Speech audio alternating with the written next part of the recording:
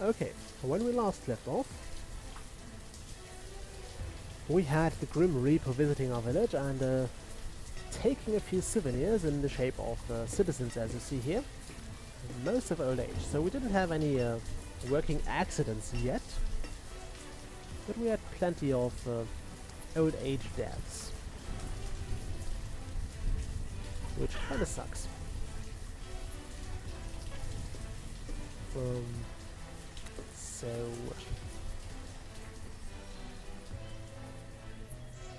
Oh yeah, we also got some, also bought some cattle, which is currently standing here. We bought 3 cows for all our firewood, so at least we can have cheese while we're freezing to death. Well, we could if our builders would do stuff. Yeah, I know we are low on firewood. That's why I employed a woodcutter again. So yes, I'm still waiting for nomads to show up. And look at that, we actually clothed and educated everybody now. I would hope this remains that way, although of course once we get nomads they might actually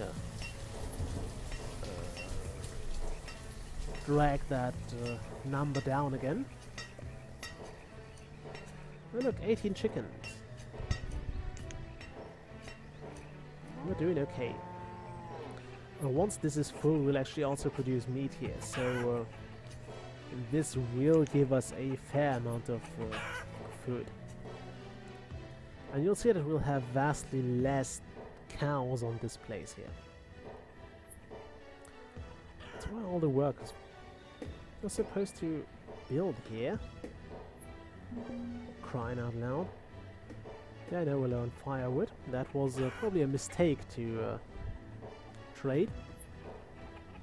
But I don't need that much during the spring. So hopefully we'll be okay.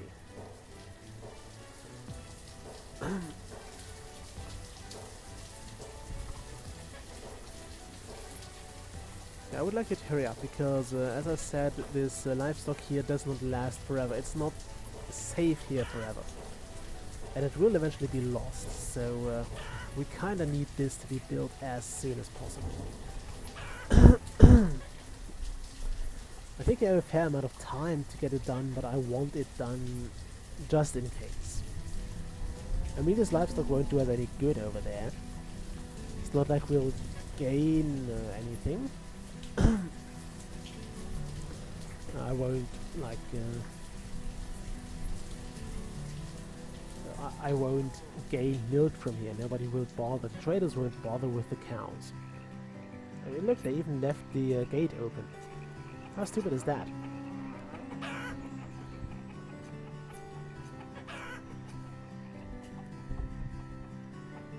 And we're still in danger of losing all the livestock to a disease.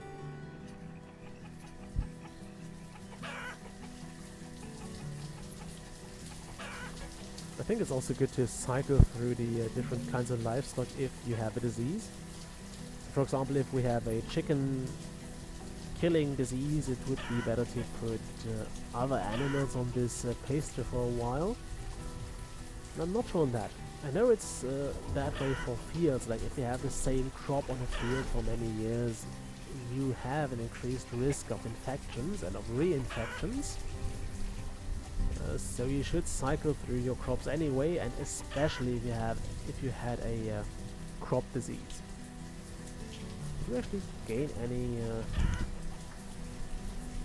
Yeah, we have a few livestock items, but we didn't have any seeds yet. I'm hoping to fix that. Okay, we almost have the amount of wood here, so this should almost be done. I think I will turn one of my fishermen into a herdsman here. I have to set that to 1. Because I want the second herdsman, I want him to go here. As opposed to here. I'm not entirely sure how they would try to fill the buildings, so using this makes sure that they will all be distributed the way I want them. And that's something I wish more games had. Ugh, damn. Okay, now I think we're actually losing people. Look at the graphs here. Yeah, we are losing people. I don't like this. I really don't like this, but I can't change it. We're getting students again, but we have very, very, very few children. So that is concerning, and I really, really, really want nomads. I wish they would, at least the first batch would show up quicker. Because you see, we're 18 years in and we haven't had any. I mean, you don't want too many of them because that would make the game just too easy, but there is this kind of large bit of, I don't want to say stalemate, but of stagnation, where you just can't get anything done because you don't have the people. And while I see that, for one, it's so you have to manage it, and so you have to set priorities, and you have to decide what you want to emphasize and what you want to do. It's also a bit of a poor mechanic because it forces you to not do anything. Like, it prevents you from getting stuff done, and it prevents you from advancing, and I think that is always questionable. Don't get me wrong, I enjoy this game a great bit, but that is always like that period of the forced coffee break, where you have to wait for things to get done, and you can't do anything to speed the thing up without risking your stuff. I mean, I could just put a laborer in here, but then I might actually risk my teacher. Like, my teacher could die to eating poisoned berries, and I might end up actually losing all my education. I mean, I would gain those workers, but they wouldn't be that good. And it might, in the long run, really hurt the town.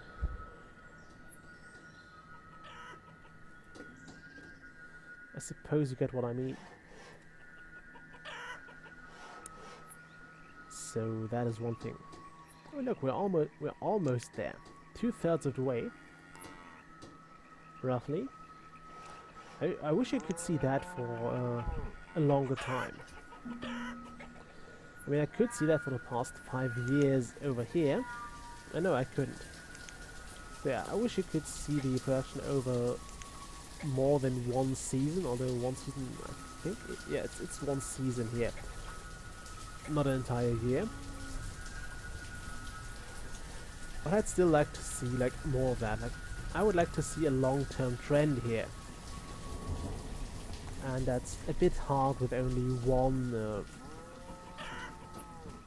comparison, or with only one set of data. We only have 2 cows in here now. Did one cow? Oh no, okay. They just physically merged into one. I thought one of them had already escaped or died or whatever. You see, cows are kind of expensive. I think they're more expensive than sheep, even though sheep are slightly more useful. I mean, sheep give you wool, which makes awesome cloaks and awesome clothes, whereas cattle will only give you leather, which you can get by hunting as well. So you don't need cattle. It's just nice to have it as an additional source of food and as an additional source of leather, just because hunting is kind of fluctuating. I've had seasons when my 4 hunters were just, I don't know, going on a peaceful trip or something, and refused to kill anything. So even though they had the deer like prancing right in front of the hunting hut, they didn't kill any. And while I don't see why that, I don't know why that was. I suppose they just all went to have a similar lunch break, simultaneous lunch breaking, a feature well known from Dwarf Fortress. Okay, this is done now. I want you to become a herdsman.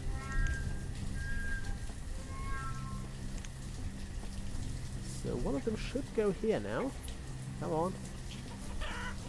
Come on. Alright, I need to set it to cattle. And you see we can only have 12 cattle here. I'm gonna put this to 11 because, as I said, I think if you have it at the top, you will greatly lose creativity. Also, those cows can phase it through gates. That's interesting. Okay, so we have more livestock now. And we're actually well on our way into a stable settlement. Once we sorted out our population issues, that is. Because this is still going to keep us busy. And it's going to cost the town a lot to stay alive under these conditions. I mean, we have one person who has to fill out all those 3 rows here. For one. Also, did I forget my countdown? No, I didn't. Okay, about 4 minutes left. Just making sure. I know I made one longer episode, which you probably haven't seen by the time this is recorded, because I've done a huge batch of recordings back then. And yeah, I'm still releasing them video each day, which is just something I got used to. And by the way, I wanted to ask you if you think I should try to get into some sort of recording schedule, like a certain game each day, or if that is alright with you if I go with Banished videos all the time, and if I like do batches of the same series, because some people seem to enjoy that, and I'm a bit unsure about it. I mean, on the one hand, if you have like a series that really that you really enjoy, that you really like, and you kind of want to see how it goes on, then of course staying with this one series over the course of a few days or weeks is probably the better option, or is the option you enjoy more. Then again, other people might enjoy other games, and so it's also kind of fair to go with variety. And then there's also the variable of myself, because doing large batches of one game is just convenient. And I will say that with no shame. It is just more convenient for me to make those videos in large batches and to release them as I go. Especially if I like don't feel like playing a certain game for a while, it is easier for me. And I'm still gaming because I enjoy it, not because I have to make a video out of it, so that is another thing. You can also see that cattle will grow a lot slower than chicken, so we'll have this farm filled in a much slower pace, or in a much shorter, longer time, which is also troubling because it of course means we could lose all those cattle to some madness, more likely, because I could just lose those to the cow disease. I don't think what's the English word? I know in German it was BSE. Although I have no idea what it is supposed to translate to. I don't think it was a thing back then. And we're low on firewood again. How much do we have here? Okay, this is bad. This is actually really, really bad. You are a woodcutter. Okay, where's my builder? Okay, he might get this done in time. He might get this done in time for the next person to replace... oh, there we go. We have a new laborer. That is nice. How many families do we have right now? We still have 9 families. So actually families have died out. And Webb, still in our trader, is still clinging to life. He just refuses to die. I imagine him sitting in his hut every day, looking out and shaking his fist at the young couples looking at his house, declaiming that they will not get him out there. They will not get his house. Then again, he might just be lucky. Or he might just be about to drop dead any time now. I think he is. Because 69 is quite an age in this game. I think the highest I had was 85 or something. It's kind of hard to keep track of because people grow that quick, and because, I mean, you've seen that Webson was among the, I think he was among the first children born in this town. And we are now 18 in-game years in, and he's already 69, so I've stressed it already, but there is a certain time shift in the game. I don't know why it is there. I mean, you could just have it synchronous, although that would mean that one season would take ages.